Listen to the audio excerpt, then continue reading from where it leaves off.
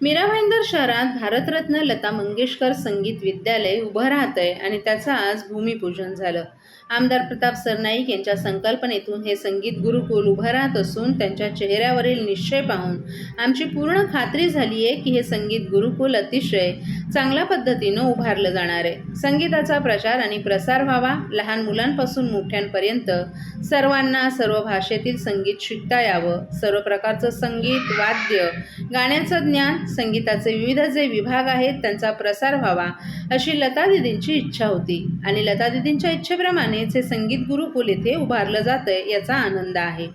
आमदार प्रताप सरनाईक यांनी हातात घेतलेलं हे काम मीरा भाईंदर प्रमाणेच ठाण्यातही पूर्ण होईल आणि कलेच्या प्रचारासाठी ते करत असलेल्या कामात मंगेशकर कुटुंबीय त्यांच्या सोबत आहेत असं ज्येष्ठ गायिका उषा मंगेशकर यांनी मीरा रोड बोलते येताना सांगितलं. मीरा भाईंदर शहरात मोठ्या संख्येनं कलाकार, कलाप्रेमी, संगीतप्रेमी, संगीत शिकू इच्छिणारे राहत आहेत. भारतरत्न लता मंगेशकर यांच्या स्मृती कायम जपल्या जाव्यात यासाठी त्यांच्या नावाने मीरा भाईंदर शहरात संगीत गुरुकुल उभारण्याची संकल्पना आमदार प्रताप सरनाईक यांनी मुख्यमंत्री एकनाथ शिंदे यांच्याकडे मांडली होती. मुख्यमंत्र्यांनी या प्रकल्पाला मान्यता देत मीरा भाईंदरमध्ये संगीत गुरुकुल उभारण्यासाठी 25 कोटी रुपयांचा निधी मंजूर केला होता.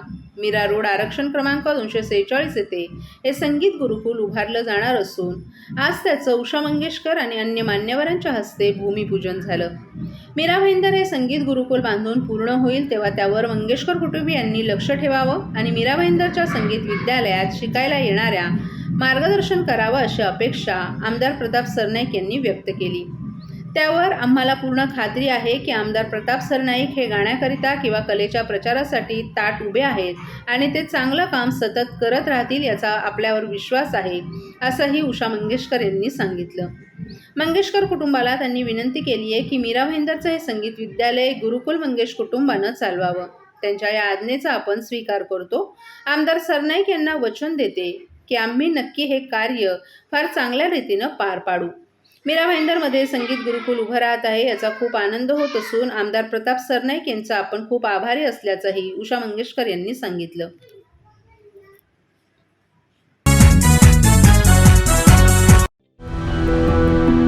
मैं घर घर जाके काम करती हूँ। मेरे हस्बैंड ऐसी बेलदारी मजदूरी करते हैं। पहले मैं टीके लगवाती थी, फिर ऐसा हुआ कि हम लोग काम करते थे, हमारा काम डाउन होने लगा, फिर हम गांव चले गए, फिर गांव से आए तो हम दोनों काम में बिजी हो गए। एनम दीदी हमारे एक दिन घर आई, उन्होंने कहा कि मुझे कार्ड दिखाओ। फिर उन्होंने देखा उसमें कुछ टीके छूटे पड़े। आस पड़ोस में जितने भी बच्चे हैं उनके घर पर गए, उनकी मम्मी पापा से बोले जो जो बच्चे छूट गए हों वो बच्चे अपना टीका लगवा लें। अब हम लोग सारी लेडीज़ मिलकर बच्चों का टीका लगवा के आए।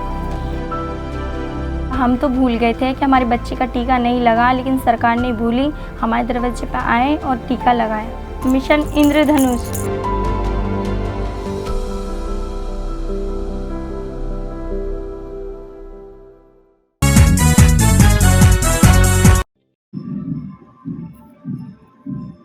गणेशोत्सवाच्या काळात विसर्जनादरम्यान संकलित करण्यात येणाऱ्या निर्माल्य संकलनाला 7व्या दिवशी देखील गणेश भक्तांनी प्रतिसाद दिलाय.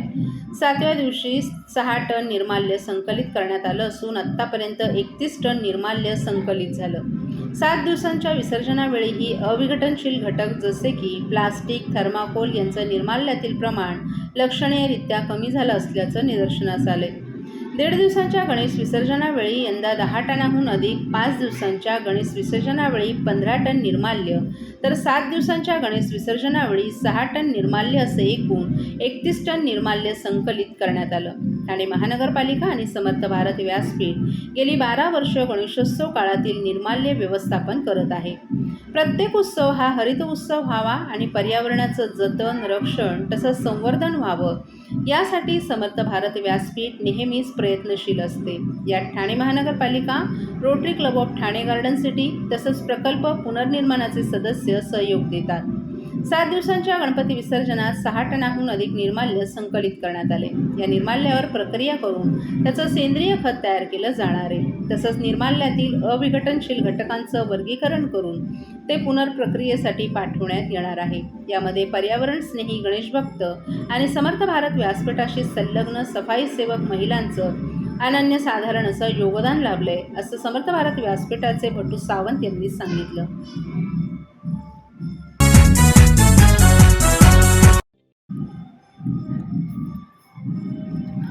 येऊरच्या त्या 7 बेकायदा बंगल्यांविरोधात ठाणे महापालिकेनं कारवाई हाती घेत त्यातील 3 बंगल्यांवर हातोडा टाकलाय. त्यानंतर 24 तासात अचानक ती कारवाई थांबवण्यात आली. यामुळे लोकायुक्तांच्या आदेशाचा ठाणे महापालिकेकडून अवमान केल्याच्या निषेधार्थ या बंगल्यांविरोधात लोकायुक्त यांच्याकडे तक्रार करणारे सामाजिक कार्यकर्ते योगेश मुंद्रा यांनी येऊर येथे कालपासून उपोषण सुरू केले. यावेळी जोपर्यंत ते बेकायदा 7 बंगले जमीनदोस्त होत नाहीत तोपर्यंत हे उपोषण असं सुरू राहणार असल्याचं मुंद्रा यांनी स्पष्ट केले.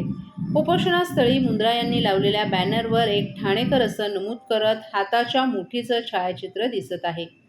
येऊर येथील त्या 7 बंगलेधारकांनी कारवाई टाळण्यासाठी ठाणे जिल्हा न्यायालयात धाव घेत एक याचिका दाखल केली होती. ही याचिका न्यायालयानं फेटाळल्यानं सोमवारी दुपारी महापालिकेनं कारवाई हाती घेतली. दिवसभरात 2 बंगल्यांवर कारवाई करण्यात आली.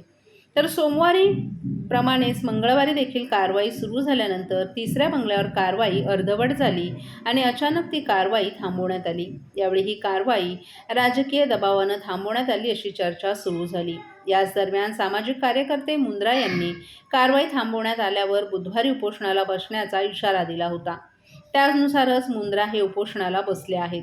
याबाबत बोलताना ही कारवाई गोरगरिबांवर जशी केली जाते तशी का केली जात नाही, ही कारवाई बंद दारामागे करण्याचं कारण काय असा सवाल उपस्थित करत जोपर्यंत सर्व बंगले जमीनदोस्त होत नाहीत तोपर्यंत हे उपोषण असं सुरू राहणार असल्याचा इशाराही त्यांनी व्यक्त केलाय. तुम्ही शहरात होत असलेलं अनधिकृत बांधकाम तरी थांबवा. तुमचे स्वतःचे अधिकारी तुम्हाला विचारत नाही. आजही शहरात कमीत कमी 100च्या वर अनधिकृत बांधकाम अजून सुरू आहे. तर तुमचे अधिकारी काय करतात? फक्त कागदी कारवाई नको, रस्त्यावर येऊन साहेब कारवाई करून दाखवा. लोकायुक्तांनी आदेश दिलेत बंगले पाडायचे, कारवाईचे आदेश दिलेले, मात्र ठाणे महानगरपालिका त्या कायद्याचा किंवा आदेशाचा अपमान करते. ठाणे महानगरपालिका फक्त सार्वजनिक लोकांवरच कारवाई करते. ते काही सार्वजनिक लोक आहे ज्यांना सर्व सूट आहे.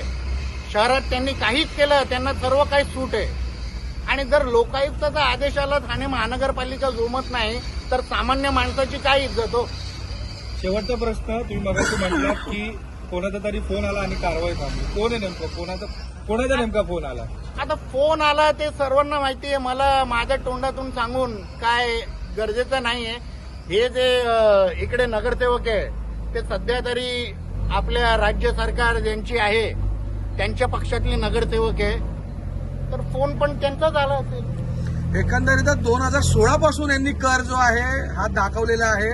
2019 नंतर बंगले बांधण्यात आले आणि 2016चा जर कर लागत असेल तर कुठेतरी महापालिकेच्या प्रशासनाच्या कुठच्या तरी अंदाजून कारभारावरती प्रश्नचिन्ह निर्माण होत नाहीये. महापालिकेचे अधिकारी फॉर्म बरोबर पैसे लावा आणि कुठे पाहिजे तिकडे कर लावून घ्या, हे अशी त्यांचे धंदे. जागेवर ओपन जागा आहे. 2016ला त्या जागेवर एक छोटासा बांधकाम नव्हता तर तुम्ही कर कुठे लावत होते? ओपन जागेवर.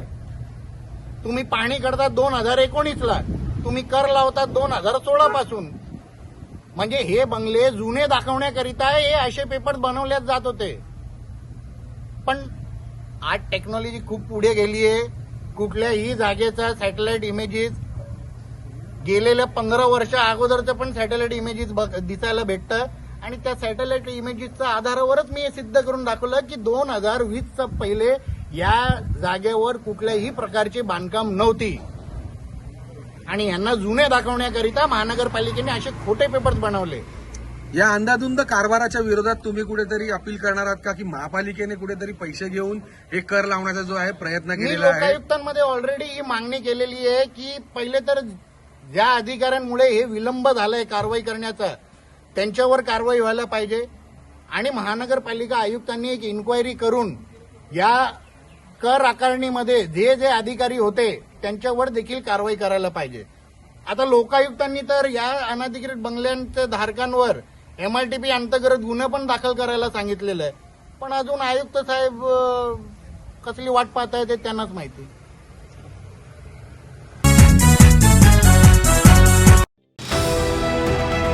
TJSB सौर शक्ती कर्ज गो ग्रीन करा वीज बिलावर बचत. आकर्षक व्याजदर, 84 महिने परतफेड कालावधी, 80% लोन, व्यावसायिक आणि उद्योजकांकरता सुद्धा. अधिक माहितीसाठी तुमच्या जवळच्या शाखेला भेट द्या किंवा संपर्क साधा. 1800-223-466 आणि 1800-266-3466.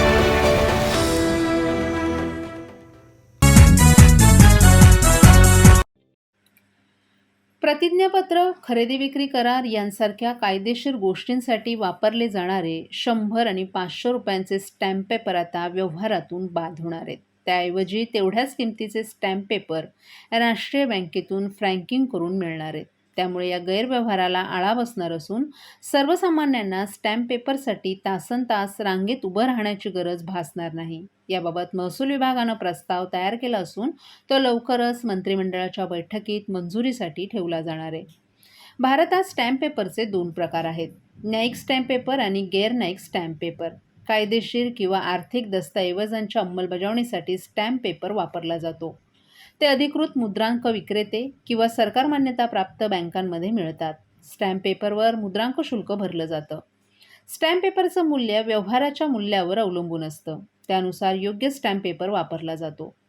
अब्दुल करीम तेलगीच्या स्टॅम्प पेपर घोटाळ्यामुळे राज्याची अर्थव्यवस्था कोलमडली होती. बनावट स्टॅम्प पेपर तयार करून तेलगीनं कोट्यावधी रुपयांचा घोटाळा केला होता. त्यातून धडा घेत महसूल विभागाच्या अखत्यारीत येणाऱ्या मुद्रांक आणि शुल्क नोंदणी विभागानं 100 आणि 500 रुपयांचे स्टॅम्प पेपर कायदेशीर व्यवहारातून रद्द करण्यासाठी पाऊल उचलले. सध्या फक्त 10,000 रुपयांचा स्टॅम्प पेपर बँकेतून फ्रँकिंग करून दिला जातोय. यापूर्वी मिळणारे 5 आणि 10,000 रुपयांचे स्टॅम्प पेपर 2015-16च्या दरम्यान बंद करत फक्त 100 आणि 500 रुपयांचे स्टॅम्प पेपर कायदेशीर व्यवहारात ठेवण्यात आलेत. आता या किमतीचे स्टॅम्प पेपर व्यवहारातून बाद करत थेट राष्ट्रीय बँकेतून फ्रँकिंग करून देण्याचा निर्णय महसूल विभागानं घेतलाय. State bank of India, bank of Baroda, state bank of Maharashtra यांच्यासह 5 राष्ट्रीय बँकांबरोबरच तालुका पातळीवरही स्टॅम्प पेपर फ्रँकिंगची सुविधा उपलब्ध करून दिली जाणार आहे.